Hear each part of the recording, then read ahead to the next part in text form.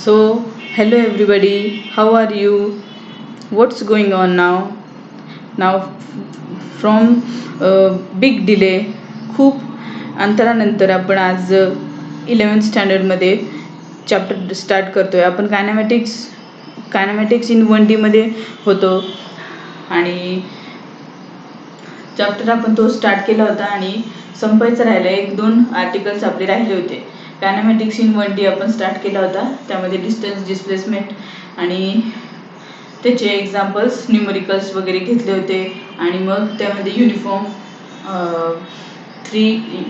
Acceleration घेतले होते. हे युनिफॉर्मली ॲक्सलरेटेड मोशनचे आपण 3 इक्वेशन घेतले होते. इक्वेशन ऑफ मोशनचे u is equal to v is equal to u plus at, ते 3 इक्वेशन्स वगैरे घेतले होते आणि शेवटी आपला काहीतरी भाग राहिला होता म्हणून तो चॅप्टर संपला नाही. आपण तो पण चॅप्टर कंप्लीट करून घेऊ आणि आता आपण डायरेक्टली चॅप्टर नंबर 5 घेतोय.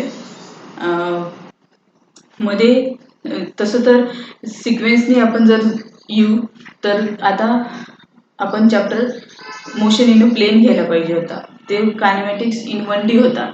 तर आता कायनॅमॅटिक्स इन 2D आपण घ्यायला पाहिजे होता. पण तरी आपण आता तो स्किप घेऊन अगोदर हा चॅप्टर घेऊन टाकूयात, लॉज ऑफ मोशन, आणि त्याच्यावरचे न्यूमरिकल्स घेऊ आणि मग मोशन इन अ प्लेन घेऊयात.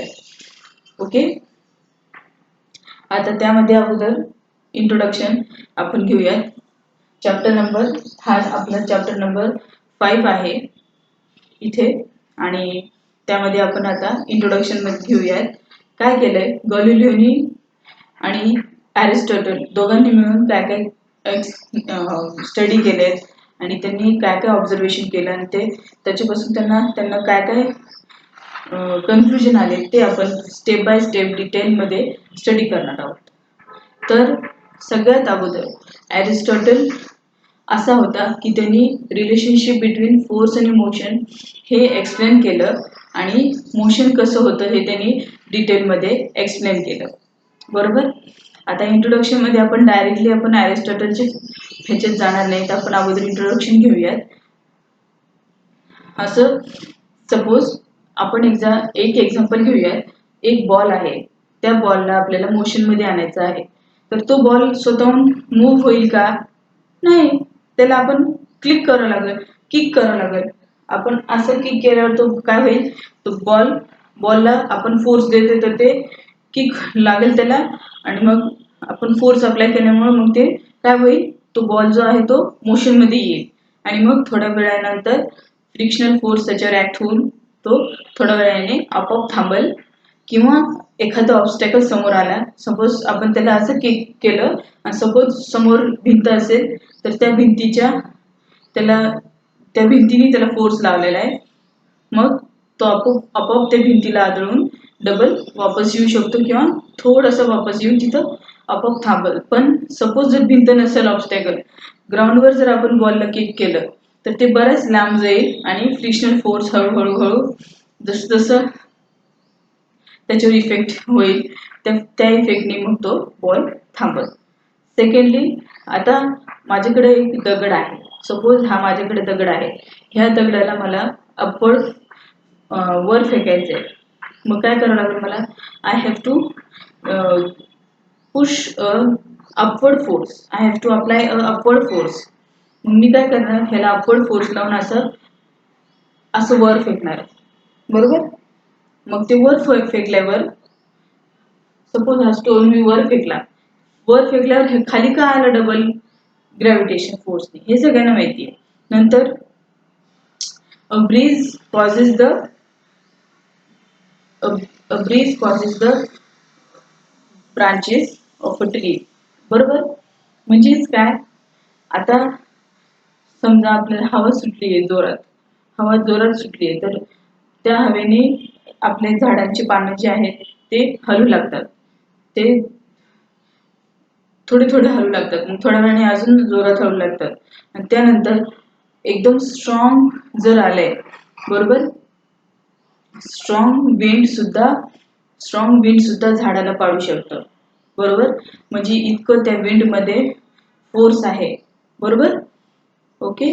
आणि बोट समजा बोट सुद्धा रिकामी बोट असेल तर त्या पाण्यावर सुद्धा त्याचा इफेक्ट होतो आणि ती बोट सपोज आहे एक एक पाण्यावर एक बोट आहे ती सुद्धा वाहू लागते आणि ते पाणी सुद्धा मग ते पाण्यावर सुद्धा त्याची स्पीड वाढू लागते आणि मग ते म्हणूनच मग आपल्याला कधी कधी पाण्यात बऱ्याचशा गोष्टी वाहून जातात आपल्याला माहिती म्हणजे हे सगळे कशाचे कॉजेस आहेत हे फोर्समुळे होत आहेत बरोबर आणि सेकंड आपलं काय आहे सेकंड एक्झाम्पल आपला आहे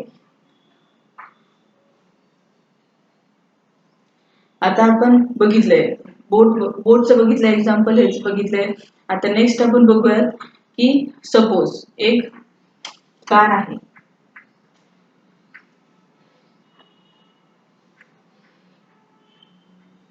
ओके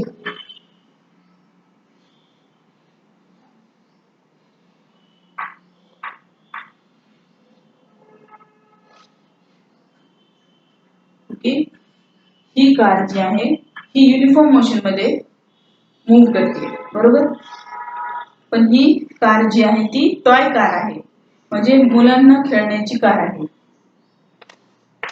टॉय कार आणि ह्याला इथे थ्रेड आहे बांधलेला आणि हा जो चाइल्ड आहे हा खेळतोय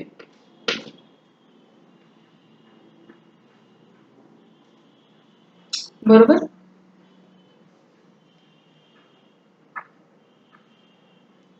म्हणजे आपण ह्याच्या अगोदर बघितलं तेव्हा आपण कशाचा उपयोग आपण बघितला की कशामुळे फोर्स अप्लाय होतात एक तर आपल्या हँडनी विंड म्हणजे WIND विंड म्हणजे वादळाने हँड विंड आणि स्ट्रीम एक्सेट्रा ह्या एक्सटर्नल एजन्सीनी फोर्स अप्लाय होतो ह्यांचा कॉन्टॅक्ट लागल्याने आपल्यावर फोर्स लागतो ऑब्जेक्टवर फोर्स लागतो बरोबर पण हे असं नाहीये this is not always necessary that there should be any contact or there should be any force applied to any object and then it will move and then it will be starting its uniform motion this is not every times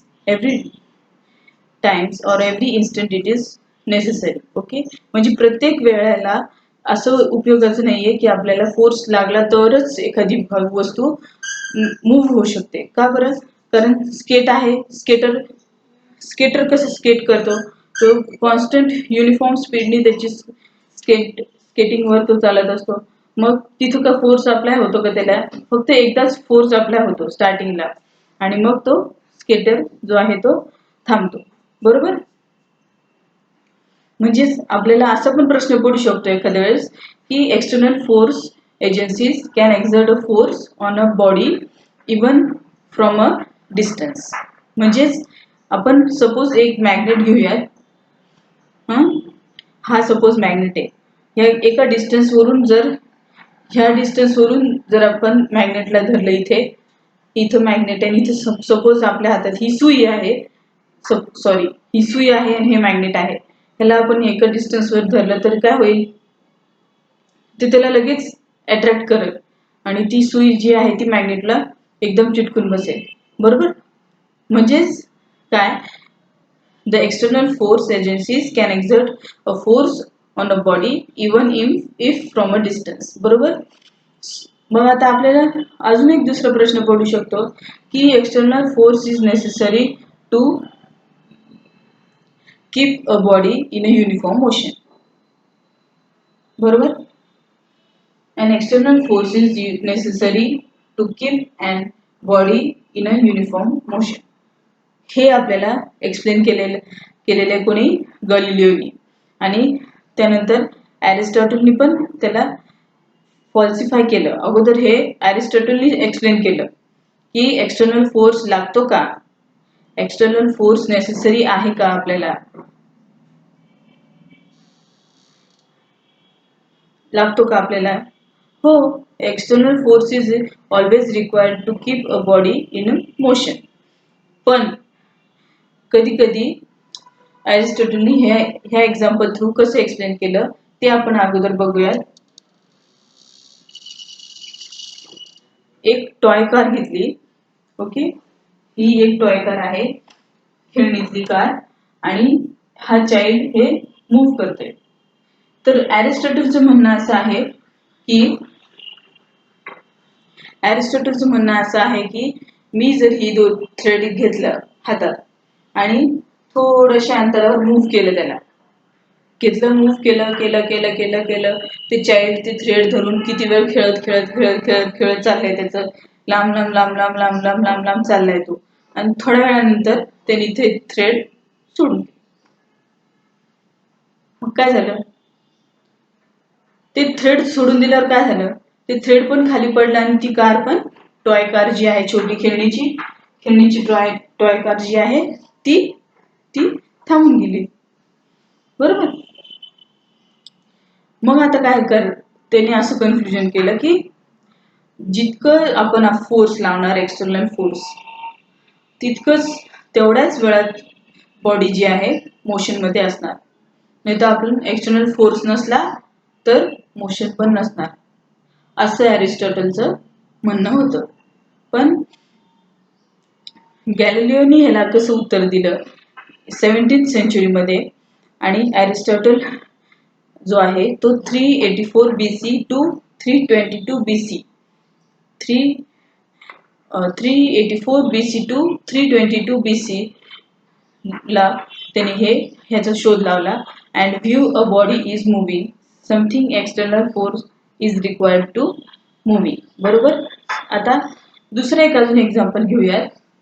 An arrow shoot from a bow, it keeps flying since the air behind the arrow keeps swinging, passing it, pushing it automatically. म्हणजेच if I am taking an arrow and I am taking this bow and I am taking like this my bow and lifting, then what happens, it goes on, and there is some force or not, any external agency is not present there. Is there any external energy? No. The bow will fly by its own, and the bow will fly by its own, and it will not stop, and the air behind the bow will keep passing it further and further and further. So most of the Aristotelian on motion are now known to be wrong. तर अरिस्टॉटलचं कुठं चुकलं, इथं कुठं चुकलंय, त्याचं इथं चुकलंय की त्यांनी तो काय म्हणला की जितकं त्यांनी फोर्स लावला तितकीच ती टॉय कार चालली, आणि टॉय कार सोडून दिल्यावर ती नाही चालली. आपण बघू, परत घेऊयात हा टॉय कारचं example. A small child playing with a simple non-electric toy car on a floor. बरोबर.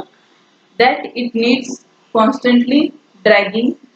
बरोबर. Constantly dragging त्याला पाहिजे होती. The string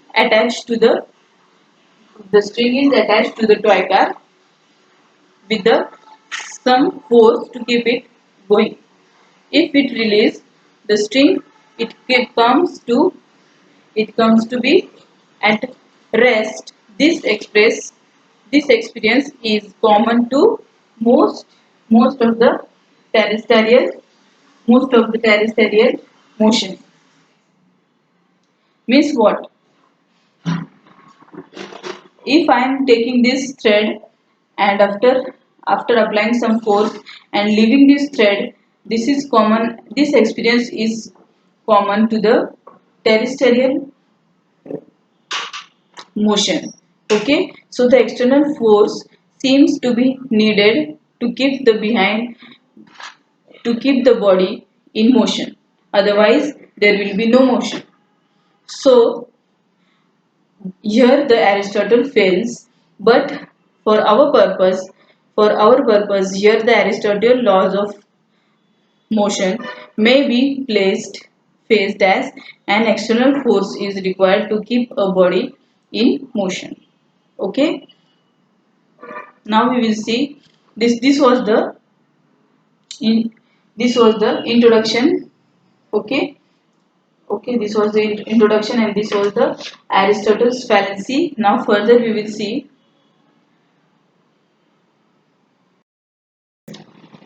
Moreover, we will this toy car example of Aristotle's toy car example we will see in a practical why he failed and where he failed and why he failed exactly we will see in deep. Okay, a moving car, this toy car comes to rest because the external force of friction of the car by the floor opposes its motion. Okay, बरोबर आहे. To counter this force, the child has to apply an external force. Okay, बरोबर. This moving car is come to the rest. Okay, after some time this toy car comes to rest, so on the car opposes its motion. Who opposes its motion? The frictional force of the car by the floor. The frictional force between the tire of the car and the force opposes, and then the toy car stops. For this, to counter this force, the child has to apply an external force on the car is in the direction of the motion. When the car is in uniform motion, there is not external force. We know everybody, when the car is in uniform motion, there is no external force is acting on it. म्हणजेच जेव्हा car जी आहे आपली ती uniform